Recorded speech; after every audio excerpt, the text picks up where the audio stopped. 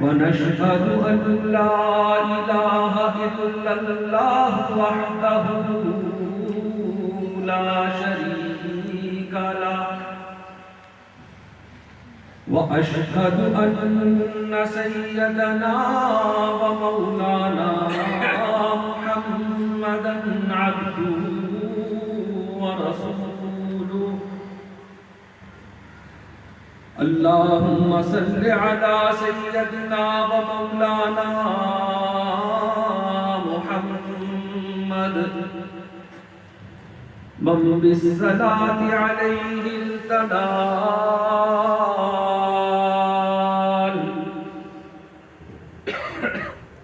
أما بعد قال الله تبارك وتعالى في القرآن المجيد بالفرقان الحميد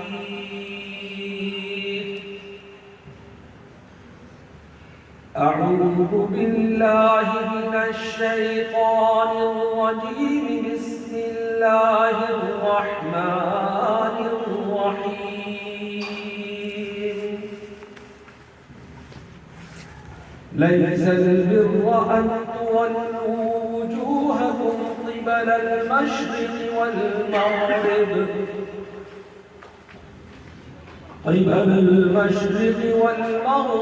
ولكن البر من آمن بالله آمنت بالله صدق الله العظيم وصدق رسوله النبي الكريم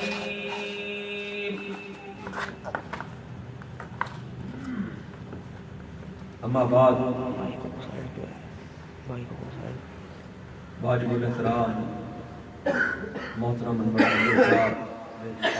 صاحب محترم حافظ یاسر صاحب شعیب شریف صاحب اور دیگر شرکاء درس السلام علیکم ورحمۃ اللہ وبرکاتہ اور جہاں کے میں نے محترم منبر کوندل صاحب اور میں خان کوندل صاحب کو بھی یہاں بیٹھے دیکھا ہے تو میرا یہ احساس جو کہ پہلے سے قائم تھا وہ کئی درجے بڑھ گیا ہے کہ نہ تو مجھ میں کوئی علمی استطاعت ہے اور نہ ہی کوئی عمل کی ایسی کیفیت ہے کہ میں قرآن کا درس دے سکوں، مگر چونکہ حکم ہے اس لیے حکم کی تعمیل کے اندر چند طالب علمانہ گزارشات آپ کی خدمت میں عرض کروں گا۔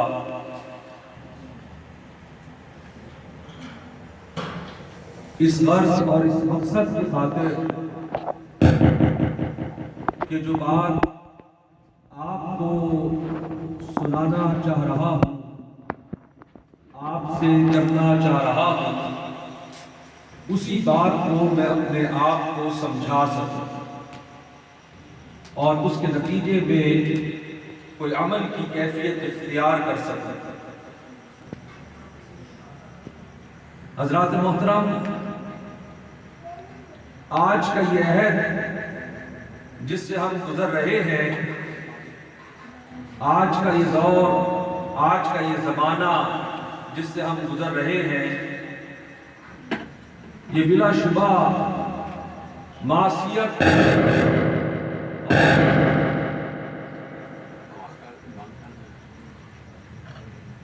سیئات کا دور ہے۔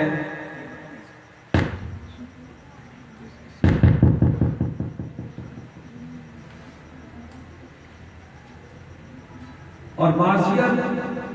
اور سیئات کے اس دور کے اندر جہاں معاشرے کے اندر بظاہر نیکی کی تبلیغ اور اشاعت کرنا تو کجا نیکی کے اوپر عمل کرنا بھی بہت مشکل معلوم ہوتا ہے۔ ایسے ماحول اور ایسے حالات کے اندر اللہ کے بندوں کا اللہ کے دین کے لیے نکل آنا اللہ کے قرآن عظیم و شان کے درس کے لیے اپنے قدموں کو غبار آلود کرنا کہ اللہ کے نبی حضرت صلی اللہ علیہ وسلم کا وہ قول مبارک کہ جسے حضرت عثمان بن عفان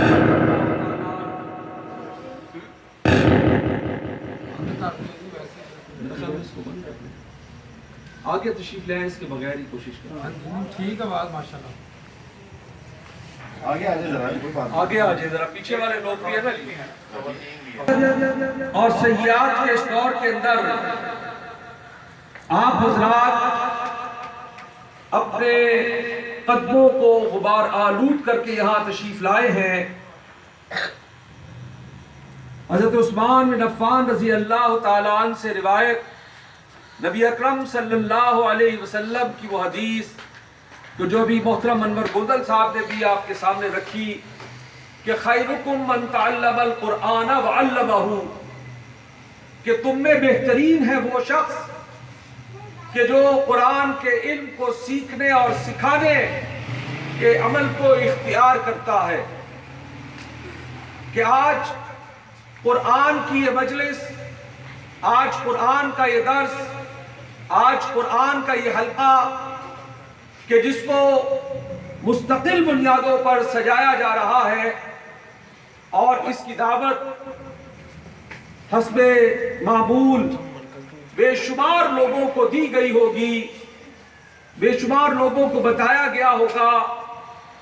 بہت سارے لوگ ایسے ہوں گے کہ جن کے علم میں پہلے سے یہ بات موجود ہے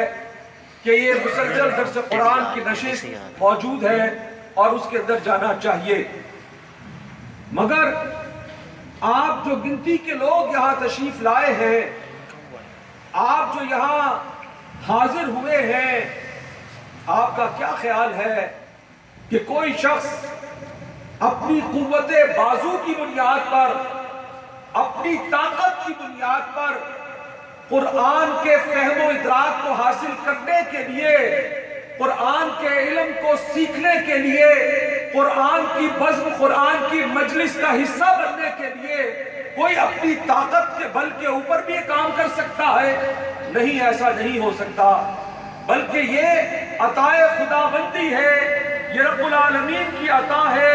وہ جس کو یہ مرتبہ عطا کرتے، ای سعادت بزور بازو نیز، یہ قوت بازو سے حاصل نہیں ہوتی، یہ رتبہ بلند جسے ملا سو مل گیا، یہ رتبہ بلند جو آج آپ کو نصیب ہو رہا ہے، آپ کو حاصل ہو رہا ہے، یہ اللہ سبحانہ و تعالیٰ کی خاص عطا کی بنیاد پر آپ کو حاصل ہو رہا ہے۔ اور جب میں یہ بات کرتا ہوں تو مجھے امام غزالی رحمت اللہ علیہ کا وہ واقعہ میری آنکھوں کے سامنے آتا ہے، اور آج پھر وہ میرے سامنے ہے۔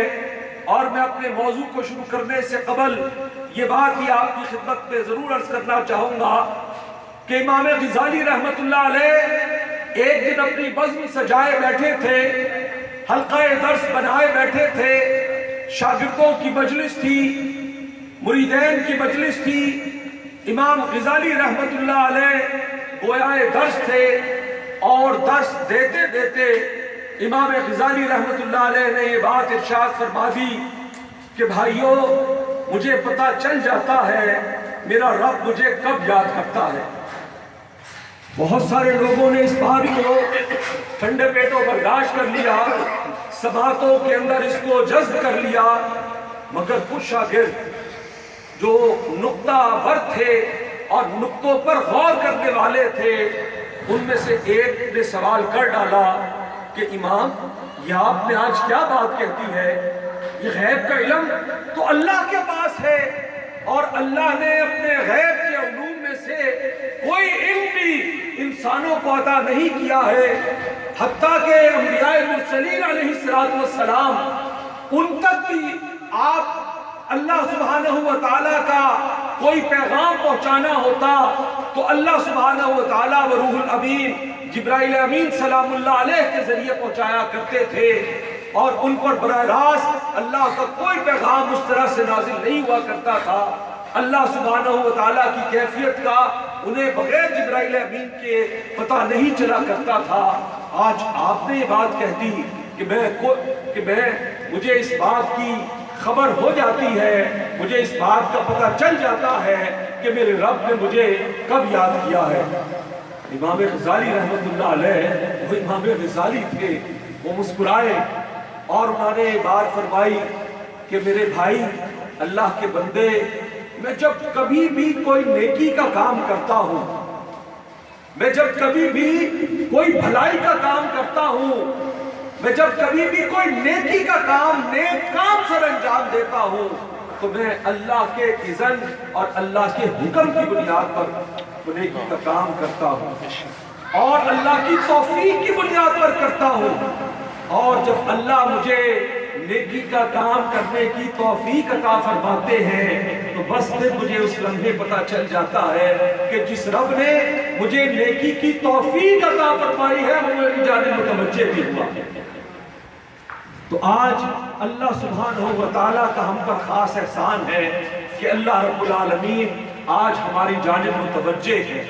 کہ آج ہم نیکی کا یہ کام کرنے کے لیے آئے ہیں کہ ہم قرآن کے علم کو سیکھنے اور سکھانے کے لیے آئے ہیں،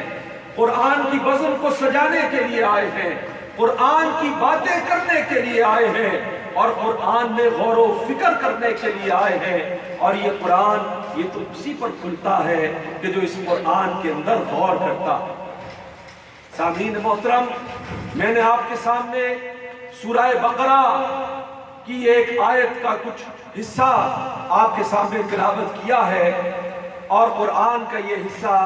کہ جس کے اندر اللہ سبحانہ و تعالیٰ یہ بات ارشاد فرما رہے ہیں کہ لیس البر ان تولوا وجوہکم قبل المشرق والمغرب ولکن البر من آمن باللہ، کہ نیکی یہ نہیں ہے کہ تم اپنے چہروں کو مشرق اور مغرب کی جانب موڑ لو، بلکہ نیکی یہ ہے کہ اللہ پر ایمان لایا جائے، بلکہ نیکی یہ ہے کہ اللہ پر ایمان لایا جائے۔ حضرات محترم، میں قرآن کی اس آیت کے بارے میں جب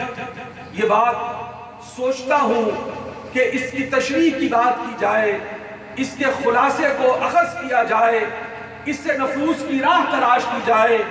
تو اس میں اس آیت کا شان نزول میری آنکھوں کے سامنے آتا ہے، اور وہ میں آپ کی سماعتوں کی نظر کرنے کی کوشش کرتا ہوں کہ نبی اکرم صلی اللہ علیہ وآلہ وسلم محمد الرسول اللہ صلی اللہ علیہ وسلم مکہ المکرمہ سے ہجرت فرما کے مدینہ المنورہ تشریف لے آئے۔ آپ علیہ السلام نے ملک یثرب کو مدینہ منورہ بنا دیا، ملک بطحا کو مدینہ النبی بنا دیا، اور آپ علیہ السلام قباء کی وادی میں قیام فرمانے کے بعد مدینہ المنورہ شہر بطحا ملک یثرب کے قلب کے اندر تشریف لے آئے، اور وہاں پر مسجد نبوی کی بنیاد رکھ دی گئی۔ نبی اکرم صلی اللہ علیہ وسلم مدینہ کے اندر اسلامی ریاست کو قائم کر رہے تھے، اسلامی قوانین کو نافذ کر رہے تھے،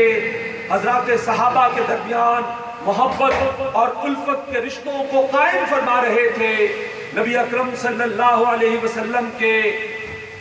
کلمات مبارکہ کو حضرات صحابہ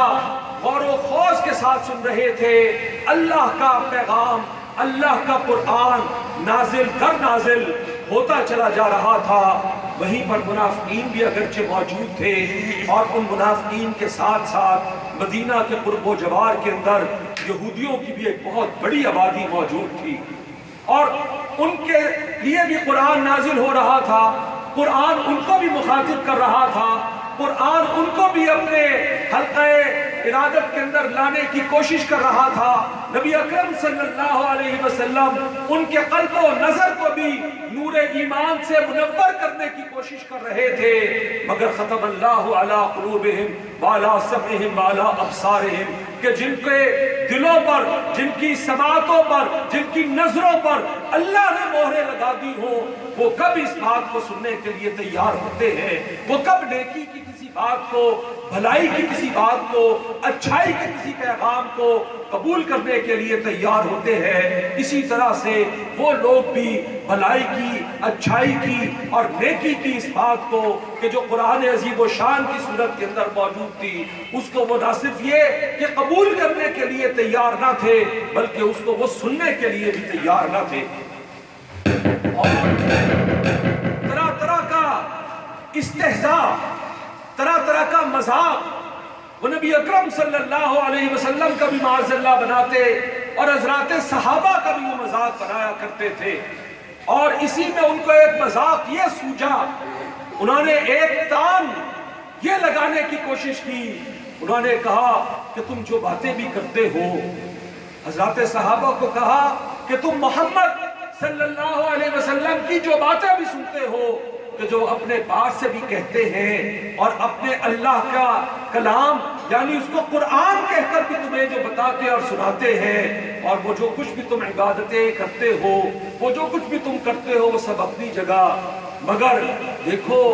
جو قبلہ ہے، جس کے رخ تم منہ کر کے نمازیں پڑھتے ہو، جس کے رخ تم منہ کر کے عبادت کرتے ہو، یہ تو وہی قبلہ ہے جو ہمارا قبلہ ہے، جو قدیم زمانے سے موجود ہے اور ہم اس کی طرف عبادت کرتے ہیں، اور تم بھی تو اسی کی طرف منہ کر کے نمازیں پڑھتے ہو۔ یہ ایک استہزاء انہوں نے کرنے کی کوشش کی، نبی اکرم صلی اللہ علیہ وسلم کا معاذ اللہ مذاق بنانے کی کوشش کی، حضرات صحابہ کا مذاق بنانے کی کوشش کی۔ اور اللہ سبحانہ و تعالی کہ جنہوں نے محمد الرسول اللہ صلی اللہ علیہ وسلم کو اپنا محبوب بنایا تھا، اللہ سبحانہ و تعالیٰ نے جنہیں ختمی مرتبت بنا کر بھیجا تھا، اللہ سبحانہ و تعالیٰ نے جنہیں امام الانبیاء بنا کر بھیجا تھا، اللہ رب العالمین نے جنہیں رحمت للعالمین بنا کر بھیجا تھا، اللہ سبحانہ و تعالیٰ کو اپنے محبوب کا یہ مذاق اڑانا، ان کی شان اقدس کے اندر یہ توہین کرنا، اللہ سبحانہ و تعالیٰ کو یہ قطعاً پسند نہیں آیا۔ اور اس کا جواب دینے کے لیے اللہ سبحانہ و تعالیٰ نے کسی جلیل القدر صحابی کے دل میں بات نہیں ڈالی، اللہ نے کسی کی زبان سے یہ بات نہیں نکلوائی کہ اس کے محبوب کا استہزاء اڑایا جا رہا ہو، اس کی شان رسالت کا مذاق اڑایا جا رہا ہو۔ اللہ سبحانہ و تعالیٰ نے بذات خود اس کا جواب دیا، اللہ سبحانہ و تعالیٰ نے بذات خود اس کا جواب دیا۔ اللہ نے بات فرمائی کہ لیس البر ان تولوا وجوہکم قبل المشرق والمغرب، کہ مشرق اور مغرب کی جانب منہ کر کے نمازیں پڑھنا، مشرق اور مغرب کی جانب منہ کر کے عبادت کرنا یہ کوئی معنی نہیں رکھتی، یہ نیکی نہیں ہے۔ اور اللہ نے اس بات کو یہاں سے شروع کیا، لیس البر، کہ نیکی کیا ہے، اور نیکی جب ہم نیکی کی بات کرتے ہیں تو آج کے عہد کو اگر ہم پیش نظر رکھیں تو آج کے عہد کے اندر بھی نیکی کے بارے میں ہمارے تصورات بھی بڑے مختلف الجہد ہیں۔ کوئی کسی عنوان نیکی کو سوچتا ہے، کوئی کسی عنوان نیکی کو سوچتا ہے۔ ہم یہودی تو نہیں ہیں، ہم نصرانی تو نہیں ہیں، ہم کہنے کو مسلمان ہیں، ہم حاملان قرآن ہیں، مگر ہمارے تصورات قرآن کے نازل ہونے کے باوجود بھی، قرآن کو پڑھنے کے باوجود بھی، قرآن کو نہ سمجھنے کی وجہ سے آج ہمارے تصورات بھی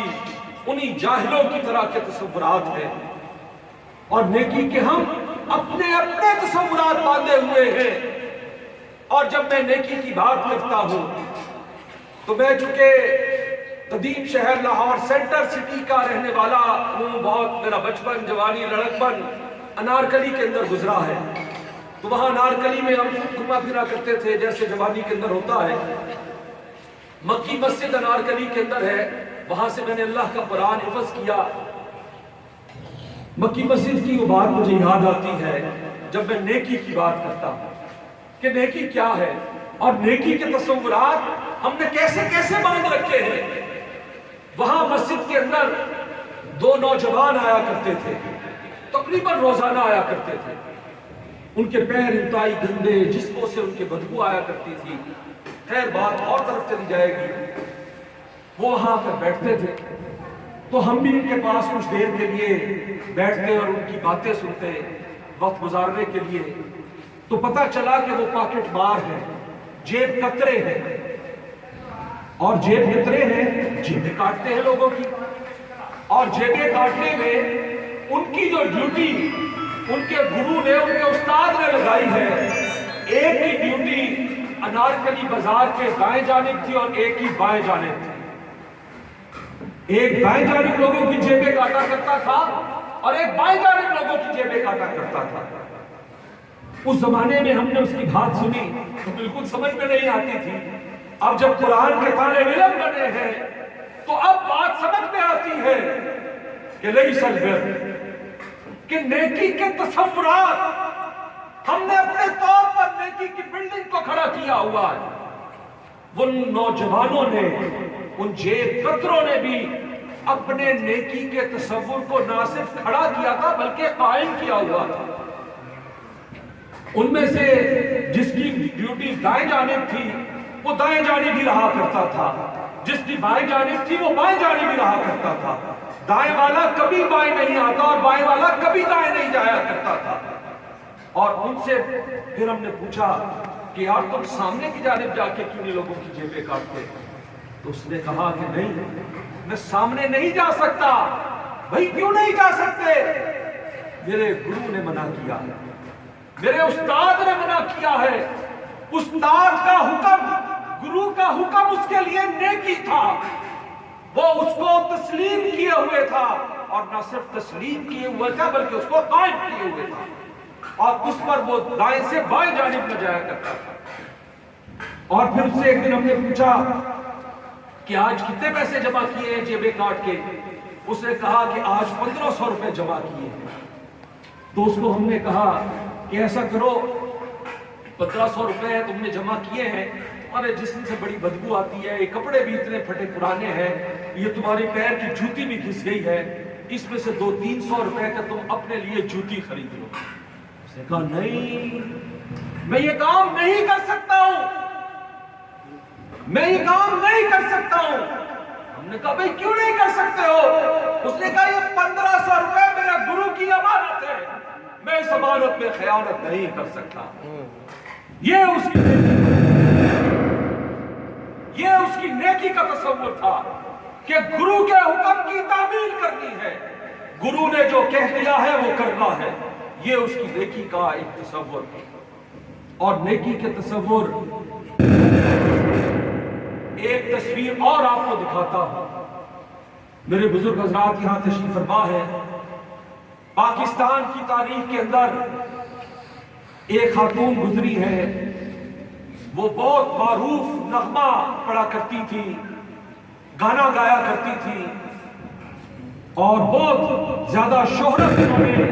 اپنا گانا گانے کے فن میں حاصل کر لی تھی۔ ان سے ایک موقع کے اوپر کسی نے سوال کیا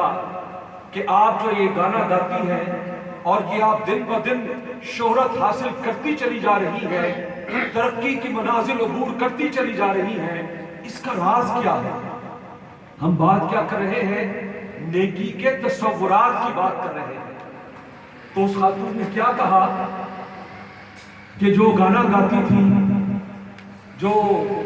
ناچتی تھی، جو ڈانس کرتی تھی، اس نے جواب دیا، نیکی کا اپنا تصور اس نے بیان کیا۔ اس نے کہا کہ میں جب گانا گانے کے لیے جاتی ہوں تو وضو کر کے جاتی ہوں، جب میں گانا گانے کے لیے جاتی ہوں تو وضو کر کے جاتی ہوں۔ یہ اس کا تصور نیکی کا کہ میں وضو کر کے یہ اتنا گندا اور برا کام چاہے وہ کرتی ہے، وہ کہتی ہے کہ نہیں میں وضو کر کے کرتی ہوں اس لیے مجھے ترقی مل رہی ہے۔ یہاں میرے کچھ اساتذہ کرام بھی بیٹھے ہوں گے، ان سے معذرت کے ساتھ، کیونکہ تمثیل سے بات کو سمجھنا اور سمجھانا آسان ہوتا ہے۔ آج کے عہد کے اندر بھی ہمارے اساتذہ کیا کرتے ہیں؟ لاکھوں روپے تنخواہ لیتے ہیں، چلے وہ تو تعلیمی اداروں کی تنخواہیں، اور انہی طالب علموں سے ہزاروں روپے ٹیوشن کے بھی بٹور لیتے ہیں۔ اور تصور کیا ہوتا ہے کہ ہم قوم کے معمار ہیں، قوم کو علم کے زیور سے آراستہ کر رہے ہیں۔ یہ ان کا ایک نیکی کا تصور ہے۔ یہ نیکی کا تصور جو آج کے عہد میں مختلف مزاج، یہ میں نے 2-3 مثالیں جو عرض کی ہیں، اس میں سے کسی بھی مثال کے دائرے میں ہم اپنے آپ کو فٹ کر سکتے ہیں کہ آج ہمارا نیکی کا تصور کیا ہے۔ میں کسی ایک پر انگلی نہیں اٹھا رہا ہوں، میں ایک اشتراک بات کر رہا ہوں کہ ہم نے بھی نیکیوں کے اسی طرح کے اپنے تصورات باندھے ہوئے ہیں، اسی طرح سے تصورات باندھے ہوئے ہیں۔ ایک تصور اور، ہماری سیاسی قیادت، الیکشن ہوتا ہے، الیکشن جیت جاتے ہیں، اور الیکشن جیتنے کے بعد کیا بات کہتے ہیں؟ کہتے ہیں کہ اللہ نے ہمیں اس کام کے لیے چن لیا ہے، اللہ نے ہمیں منتخب کر لیا ہے۔ بلکہ جب حلف برداری کی تقاریب ہوتی ہے، اس میں بھی قرآن کی ایسی آیات کا انتخاب کر کے خصوصاً ایسی آیات کو پڑھتے ہیں کہ جس میں اللہ نے اپنے احسان کا ذکر کیا ہو۔ حالانکہ اقتدار تو کانٹوں کی سیج ہے، وہ تو آزمائش کے ایک سفر کا آغاز ہے، مگر ان کا اپنا تصور ہے کہ الیکشن کے اندر کامیابی جو ہے وہ شاید آخرت کی کامیابی اس کو سمجھتے ہیں۔ لیس البر، یہ نیکی نہیں ہے۔ اور اللہ بھی یہی بات کہہ رہے ہیں کہ مشرق اور مغرب کی جانب منہ کر کے عبادت کرنا یہ نیکی نہیں ہے۔ گرو کے حکم کے اوپر ایک مخصوص علاقے کے اندر گرو کے حکم کی تعمیل کرنا یہ نیکی نہیں ہے۔ رقص کرنے سے قبل گانا گانا یہ نیکی نہیں ہے۔ اور بے شمار باتیں میں نہیں بڑھاتا ہوں، اس کو بات بہت دور تک چلی جائے گی، اور اختصار بھی پیش نظر ہے۔ حضرات محترم، اللہ سبحانہ و تعالی اس نیکی کے بارے میں براہ راست ہماری رہنمائی فرما رہے ہیں۔ اللہ براہ راست ہمیں سمجھا رہے ہیں کہ نیکی کیا ہے۔ وَلَٰكِنَّ الْبِرَّ، اللہ فرما رہے ہیں لیکن نیکی یہ ہے، اور وہ نیکی کیا ہے؟ من آمن باللہ۔ نیکی کیا ہے؟ من آمن باللہ، اللہ پر ایمان لانا، اللہ پر ایمان لانا یہ نیکی ہے۔ اور حضرت محمد مصطفیٰ صلی اللہ علیہ وآلہ وسلم سے جب اس نیکی کے بارے میں پوچھا گیا تو آپ علیہ السلام نے فرمایا کہ نیکی جو ہے وہ ایمان کو بڑھاتی ہے، ایمان سے محبت۔ من آمن باللہ، اللہ پر ایمان جو ہے یہ سب سے بڑی نیکی ہے۔ اور ایمان، جب بندہ اس ایمان کو اختیار کرتا ہے تو اس کا دل نیکی کے کاموں کو کر کے خوش ہوتا ہے، نیکی کے کاموں کو کر کے اس کا دل خوش ہوتا ہے، اور برائی کے